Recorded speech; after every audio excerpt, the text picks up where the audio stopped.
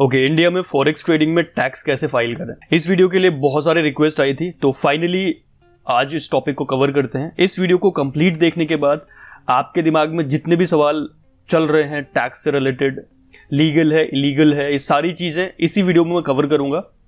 और कौन कौन सी कॉम्प्लिकेशंस या फिर ऑब्लिगेशन आपके सामने आ सकती हैं अगर आप इन रूल्स का जो है सही से अध्ययन नहीं करते हैं। और कुल मिला के एंड तक देखिए, सारी चीजें आपके सामने क्लियर हो जाएंगी, ठीक है। ऑलराइट, सबसे पहले बात करते हैं इंडिया में फॉरेक्स ट्रेडिंग लीगल है या इलीगल है। देखिए, ये चीज आपको पहले से भी पता होगी, तभी आपके दिमाग में ये लीगल इलीगल वाला जो ख्याल है आया है। देखिए, इंडिया में फॉरेक्स ट्रेडिंग लीगल है और उसको ट्रेड करने के लिए आपको जो हमारा रेगुलेटेड ब्रोकर है, जैसे मान लेते हैं ज़ीरोधा है, अपस्टॉक्स है, यहाँ पर आपको ट्रेड करना होगा। और यहाँ पर ट्रेडिंग के जो रूल्स हैं वो इंडियन लॉ के हिसाब से होते हैं कि आपको जो लिमिटेड टाइम है, जैसे कि आप डे के अंदर लिमिटेड विंडो में ट्रेड कर सकते हैं, 3:30 तक आपका डे एंड हो जाएगा, उसके बाद आप ट्रेड नहीं कर सकते। दूसरा, आपके सामने लिमिटेड पेयर्स मिलेंगे, आप दुनिया भर के पेयर्स में ट्रेड नहीं कर सकते, जिसमें USD INR पर ट्रेड कर सकते हैं, आप यूरो INR पर कर सकते हैं, JPY INR पर कर सकते हैं, जो पाउंड है उसके साथ जो INR है उस पर कर सकते हैं। साथ ही इसके अलावा जो क्रॉस पेयर्स हैं जैसे यूरो USD, पाउंड डॉलर और USD जापानीज येन, इन पर आप ट्रेड कर सकते हैं लीगली, इसमें कोई प्रॉब्लम नहीं है। लेकिन इसके लिए आपके सामने ये टाइम की ऑब्लिगेशन रहेगी, आपको इंडियन टाइम के हिसाब से ट्रेड करना होगा, जैसे आप स्टॉक्स में करते हैं फर्क। ये तो रही पहली बात। अब दूसरी बात, अगर आप दूसरे जो ब्रोकर्स हैं जो इंडिया में अपनी फैसिलिटी दे रहे हैं, जैसे ऑक्टाफिक्स है, एक्सनेस है, एक्सम है, इस तरह की जो ब्रोकर्स हैं जो इंडिया में भी ट्रेड करने का ऑप्शन दे रहे हैं, क्या इनके साथ ट्रेड करना लीगल है?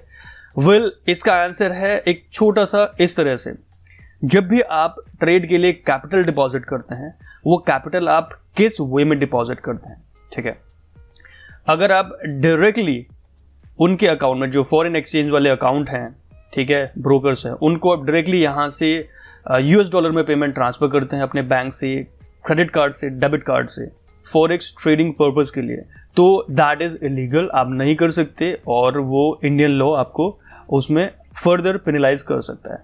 लेकिन अगर आप इंडिया में ही डिपॉजिट कर रहे हैं, जैसे आपको लोकल बैंक में डिपॉजिट करने का ऑप्शन देते हैं ये ब्रोकर्स, जैसे आपने UPI से या बैंक ट्रांसफर करा इंडियन ही अकाउंट में, राइट, और वो रिफ्लेक्ट कर रहा है आपके जो है फॉरेन, जो भी आपका फॉरेक्स ब्रोकर है उसके अकाउंट में, सो दैट इज समथिंग आप कंसिडर कर सकते हैं एक लूप होल, उसमें कोई प्रॉब्लम नहीं होगी, क्योंकि आपने अमाउंट जो भेजा है ना वो फॉरेक्स ट्रेडिंग पर्पज के लिए बाहर किसी अकाउंट में नहीं भेजा है, वो इंडिया में ही भेजा है।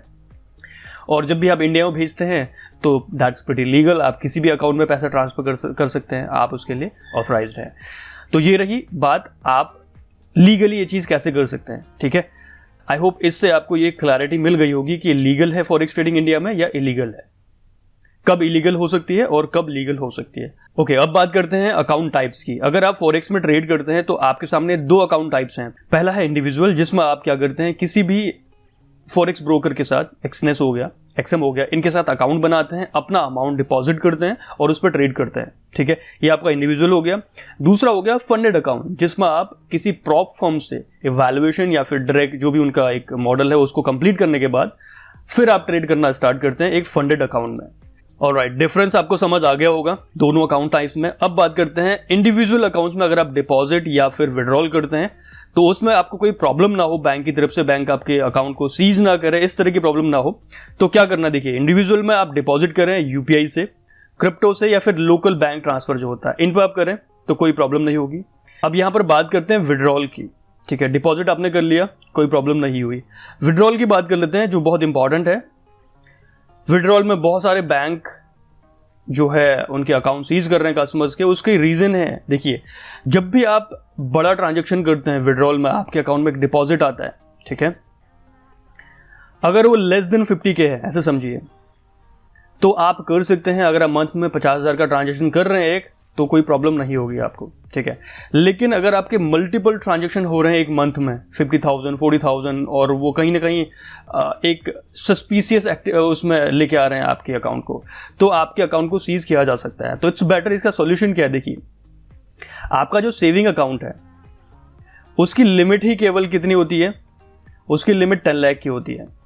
तो सेविंग अकाउंट एक पर्पज़ के लिए बना हुआ है कि अब जैसे सैलरीड हैं, ठीक है, तो आपका एक फिक्स डिपॉजिट हो रहा है मंथ में, और उस हिसाब से आपका जो लिमिट है वो 10 लाख की मानी जाती है इसमें। तो अगर आपके ट्रांजेक्शन ऐसे कुछ हो रहे हैं लेस देन 50,000, ठीक है, और आपकी जो इनकम है वो साल की लेस देन 7 लाख है, उसमें हम बात करेंगे फर्दर जो आप टैक्स पे करेंगे उसके बारे में। तो आपको घबराने की जरूरत नहीं है, इट्स टोटली सेफ। लेकिन अगर आपके 50,000 से ऊपर ट्रांजेक्शन है या फिर मल्टीपल ट्रांजेक्शन हो रहे हैं पर मंथ, उसके लिए मैं आपको बोलूंगा कि आपके पास होना चाहिए एक करंट अकाउंट, क्योंकि इंडिविजुअल जो सेविंग अकाउंट है वो फिर बिजनेस के लिए नहीं बनाया। You need a current account, उसमें आप मल्टीपल ट्रांजेक्शन कर सकते हैं और बड़े अमाउंट के भी ट्रांजेक्शन कर सकते हैं, ठीक है। ये रही बात डिपॉजिट और विड्रॉल की, अगर आप इंडिविजुअल पर कर रहे हैं तो। बहुत सारे लोगों का एक क्वेश्चन होगा कि डायरेक्टली हम विड्रॉल कैसे करें, क्रिप्टो में करें तो क्रिप्टो में आपका जो है टैक्स देना पड़ेगा, दैट इज 30%। तो इसका आंसर मैं आपको ऐसे देना चाहूंगा कि जब भी आप क्रिप्टो में विड्रॉ करते हैं किसी भी ब्रोकर से, ठीक है, फॉर एग्जांपल एक्सिनेस से आप विड्रॉ कर रहे हैं। बाय द वे एक्सिनेस एक बहुत ट्रस्टेड ब्रोकर है, अगर आप उसके साथ अकाउंट ओपन करना चाहते हैं उसका लिंक आपको डिस्क्रिप्शन में मिल जाएगा, वहां से आप अकाउंट ओपन कर सकते हैं, ट्रेडिंग करना स्टार्ट कर सकते हैं, ठीक है, एक लीगल वे में, जिस वे में मैंने आपको बताया। वहां पर आपको लोकल बैंक ट्रांसफर से जो है डिपॉजिट करने का ऑप्शन मिल जाएगा।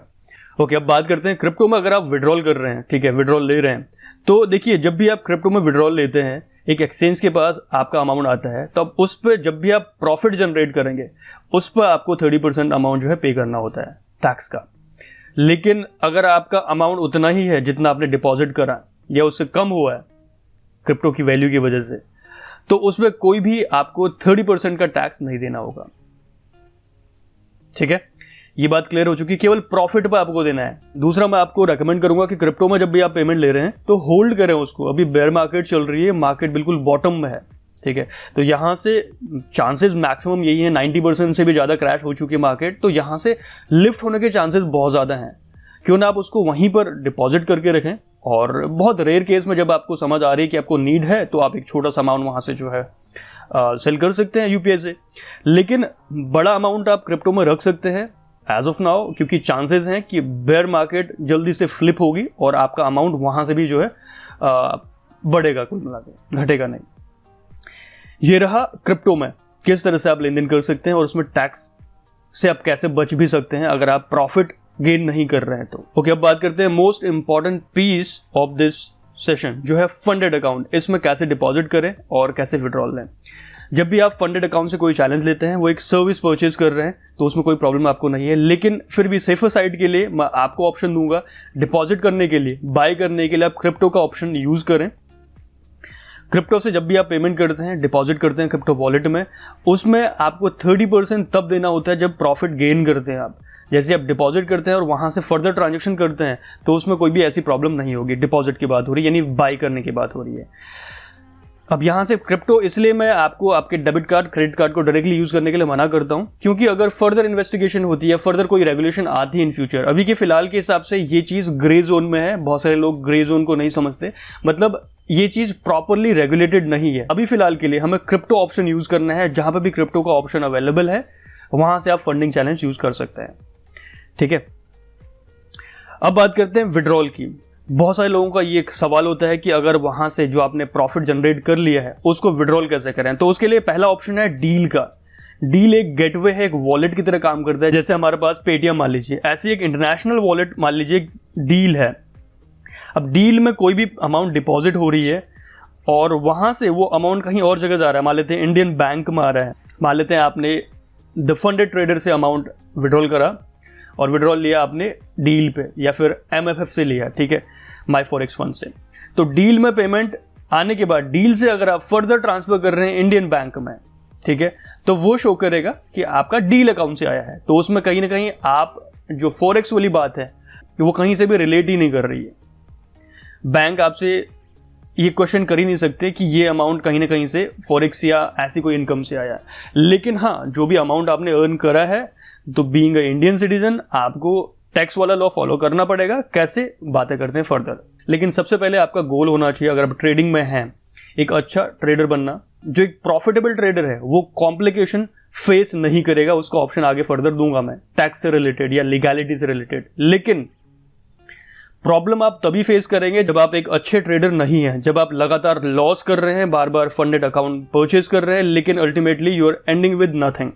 तब आपको कहीं ना कहीं आप सेल्फ सेबोटाज कर रहे हैं, आपको लीगल इश्यूज नहीं आ रहे हैं, आपको टैक्स वाला इश्यू नहीं आ रहा, आप अपने अमाउंट को खुद बर्बाद कर रहे हैं। उस सिचुएशन से बचने के लिए आपको सबसे पहले ट्रेडिंग सीखनी होगी, ठीक है, बेसिक से एडवांस तक। उसके बाद आप ट्रेडिंग में कूदें, फंडेड अकाउंट की तरफ तब आप जाएं। उससे पहले मैं रेकमेंड नहीं करूंगा। बाय द वे, अगर आप एक अच्छे ट्रेडर हैं, केवल कैपिटल की कमी है, तो मैं आपके सामने ये रेकमेंड करूंगा 2 फंडेड ट्रेडिंग प्लेटफॉर्म। पहला है द फंडेड ट्रेडर यानी TFT, और दूसरा है MyForex1, जिसमें फंडेड ट्रेडर जो है वो मेरा फेवरेट है। उस पर आप जाके अकाउंट बना सकते हैं और उनकी सर्विसेज परचेज कर सकते हैं। उनके लिंक आपको मिल जाएंगे डिस्क्रिप्शन में, और अगर आप उस लिंक से ज्वाइन करते हैं तो हमारा जो कूपन कोड है वो भी आप अप्लाई कर सकते हैं, जिसमें आपको जो है डिस्काउंट मिल जाएगा, डिस्क्रिप्शन में मिल जाएगा आपको, ठीक है। अब बात करते हैं, डील से आपने पेमेंट ले लिया बैंक अकाउंट में, कोई प्रॉब्लम नहीं हुई। दूसरा, आप डायरेक्टली क्रिप्टो से भी पेमेंट ले सकते हैं। डील अगर आप अकाउंट सेटअप नहीं करना चाह रहे हैं तो आप क्रिप्टो का डायरेक्टली जो ऑप्शन देते हैं विड्रॉल का, जो भी प्लेटफॉर्म्स हैं, वहां पर आप अपना क्रिप्टो वॉलेट का एड्रेस दीजिए और उसके बाद उस पर आपका अमाउंट आ जाएगा।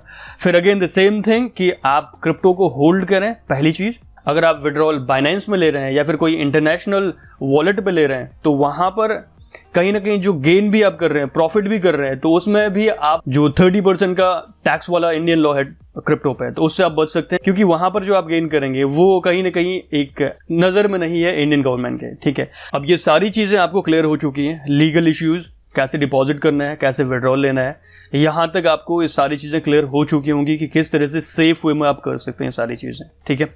अब बात करते हैं टैक्स कैसे फाइल करना है। बीइंग अ इंडियन सिटीजन आपको टैक्स पे करना होगा। अगर आप अर्न करते हैं, कमाते हैं, तो उस पर टैक्स फाइल करना आपकी रिस्पॉन्सिबिलिटी है और वो आपको करना ही चाहिए, ठीक है। अब टैक्स डिपेंड करता है आपके टोटल इनकम पर, ठीक है।